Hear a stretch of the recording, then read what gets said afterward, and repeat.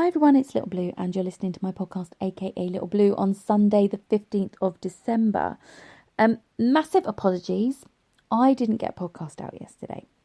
Meant to be doing daily podcasts on the lead up to Christmas, but my day kind of went a bit back to front, inside out and tits up yesterday, to say the least. It was one of those days that had a very strict schedule. I had a babysitting job in the evening, which meant I had to sort of plan when we were going to have dinner, plan when I was going to do my podcast, plan when I was going to run all these different errands, and I didn't have the morning to do it because we were going up to a Surrey Wildlife Trust reserve for an event they have called Christmas in the Woods, which is a fantastic event. Check out your local wildlife trust reserve, because if they do it, it's such a great day. Basically, the kids go up there, they do forest school, they go for a little walk around the woods. At our one, we were looking for the reindeer, and we had little jingle bells and we were jingling them around to try and find the reindeer. And then at the end, you find Father Christmas in his grotto, you roast marshmallows with him, and then tell him what you want for Christmas and get a little present. My claim to fame here, my dad is Father Christmas. So we go every year. Basically, Baby Blue knows its granddad. And she also knows the drill that all these people who are dressed up as Father Christmas this time of year, they're basically writing down all of the Christmas wishes that the kids are telling them. And then they have to send them off to the North Pole so the elves and Father Christmas know that they've got it right, what they want. Because obviously not everyone writes a letter. And that he's got many means of finding out how what the kids want for Christmas. So, and that's just one of them. So she knows the drill. The magic hasn't been lost. So yeah, we did that in the morning. That was great. It was cold and it rained on us, but it was still brilliant. And Baby Blue was on a real high. But we found out while we were there that the plans had been cancelled. So it freed us up a bit. And I took her to the park. Big mistake. It was so cold. Why take her to the play park? I don't know. There was something wrong with me. I was on cloud 9. And then it got so cold. I was like, no, we're going to the toilet and we're going to go to the cafe and you can have a packet of crisps so we can sit in there for a bit and warm up, which we did. And then sadly, I discovered one of my family members had passed away that afternoon. And yeah, it's a real smack back down to reality, especially this time of year when you're a little bit on cloud 9. It was a long-term illness and we were kind of expecting it, but it's always a shock, isn't it? And it's never nice. So I was in a bit of a funny mood, if I'm honest, and it's probably best I didn't do a podcast. But my positive thought, my comfort was, because my plans had been cancelled, I got to watch the Strictly final. But what I didn't do was check the schedule, and I didn't realise how long it would be going on for. So I let Baby Blue stay up. When it finished, looked at my clock, it was blooming 9 o'clock in the evening. She's never stayed up that late. So whisked her off to bed, quick story to calm her down and get her settled, and I fell asleep with her. Woke up at 3 and I thought, there's no point doing a podcast. So big apologies, I didn't get one out if you were looking for it, but yeah, it was just a funny day. It was a funny day. And with everything that happened yesterday, I think it's given me a little bit of, not a want or a desire, but it's made me think it's quite important to talk about loss this time of year. And it's one of those things where Christmas, New Year's, the end of the year coming up, obviously, it makes you reflect and it makes you think about people who aren't there, and especially if it's your first Christmas without someone, it's highlighted and emphasized, and it just seems very evident within your heart that that person is missing. And it's so hard. Grief is just one of the most awful and debilitating.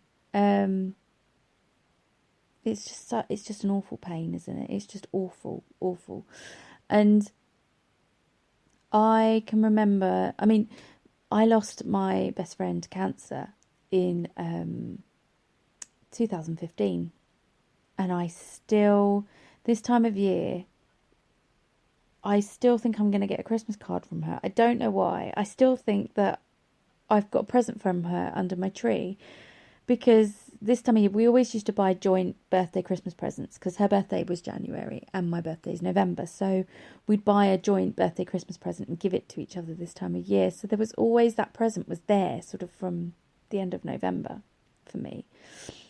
And when it's not there, it's just there's a little space.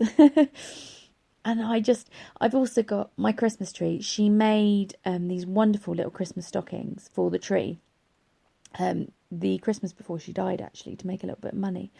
And I've got 2 of those, and they go pride of place on my tree. And I've got little decorations she bought me. And somebody also bought me a little bauble with a picture of her in, to sort of remind me. I haven't put that one on the tree this year because it's just too hard sometimes. But yeah, she's always there. She's always missing. And there's something about this time of year, isn't there?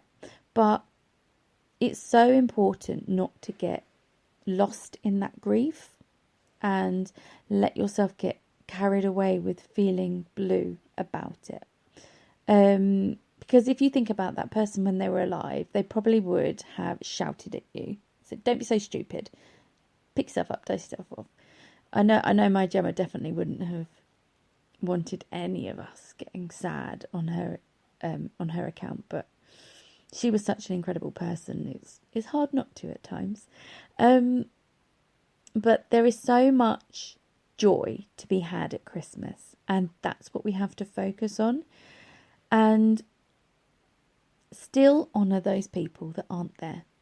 100% honour them. So round the table on Christmas dinner, give a little speech. I always do this. Ting, ting, ting, to absent friends and loved ones, because it's important they're remembered to you.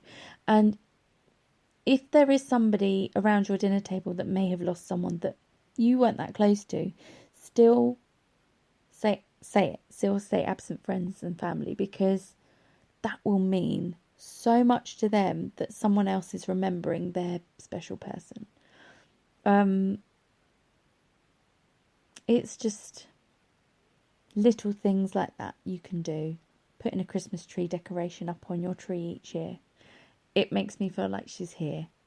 Obviously not in real life, but her memory is still alive. That's what I mean.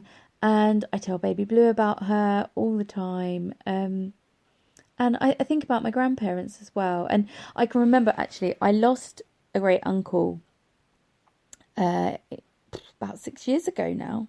He passed away on New Year's Eve. And last Christmas was my first Christmas. Was it last Christmas? No, it couldn't have been. Oh, I can't remember. The first Christmas without him. I really noticed it, because every year since I was a child, he would buy us a box of matchmakers. As we got older, a lottery ticket, but it used to be something else, like a toy or something when we were kids. And then a £10 note. Every year the same thing. And the first year I didn't get that. It was really missed. And I had to go out. I went out Boxing Day and I bought a packet of matchmakers because I couldn't handle not having them. And now, every year, I have to have a packet of matchmakers. I go and buy them myself now because it makes me think of Uncle Peter. It makes me feel Christmassy because it was like a Christmas tradition. And it's just one of those things where that was his mark. I know it's a box of chocolates, but that's him in a box of chocolates. It's his little thing to Christmas. And I miss him coming round, because he used to pop round to my mum's and I'd have to make sure I was there so I could see him. And we used to have a little catch up, sort of like once or twice a year. And it's so sad, but just doing those little things, going out, buying something that they used to do, recreating a Christmas tradition, something like that, hanging a tree. Yeah, it's so important to do it, because even though loss is sad, there's something in those small gestures, those small things you can do that just make you feel warm and fuzzy and make them feel closer to you. And obviously none of us know what happens when you die. None of us knows if they're able to look down on us. But if they are looking down, or if they have a little window into our world, then I bet he's smiling that I still do that. And I bet Gemma's happy that her decorations are on our trees and that we're having a jolly good time, because that's what it's about. And if any of you listening have lost someone really close to you, a parent, like I can't even imagine, a parent, a child, a best friend, which I know, and it doesn't matter how long ago it was, it still hurts. Think of a positive way to honour their memory and to make you laugh and smile. Something that just reminds you of them. So I don't know, maybe on Christmas Day, after dinner, you used to do something together. You used to sit down, write poems. You used to sit down, play board games. You used to sit down, draw pictures. Do it. Even though they're not there, do it on your own. Find someone else to do it with. Just recreate that small little thing that you had together, because it will make them feel close. And it will bring back that little spark of magic that Christmas. Really, really will. Oh dear, I'm getting all emotional thinking about this, because I'm thinking about all the people that aren't here, like all my grandparents and Jem and everyone. So yeah, that's what I'll say to you. I'm going to cheer the podcast up now though, for the last 3.5 minutes, because it was the Strictly final yesterday, and I can't really not mention it, being like the biggest Strictly fan in the world. Strictly spoiler alert, by the way, if anybody hasn't watched it, because it was amazing. They were always gonna be great, this cast, because from day one it was just incredible. Obviously my man Chris went out in the semi-final, but I was all up for backing Karim. And I was an idiot, because I decided to use my votes after the first dances. And I wish I hadn't. I wish I'd waited, because Kelvin's show dance, holy cow, it was the show dances of all show dances. It was up there with last year's Joe Sugg. Joe Sugg's show dance was amazing last year. I loved it. But yeah, it blew it out the park. Honestly, it was perfect. Oti is amazing as a choreographer. I've always thought that of her, and she's an amazing dancer, and together they were just an amazing team. And he looked like a professional, and he was a non-dancer, and I just, as soon as I saw that, I was like, he deserves to win it. And then he did his was it samba, salsa? I can't remember his last one.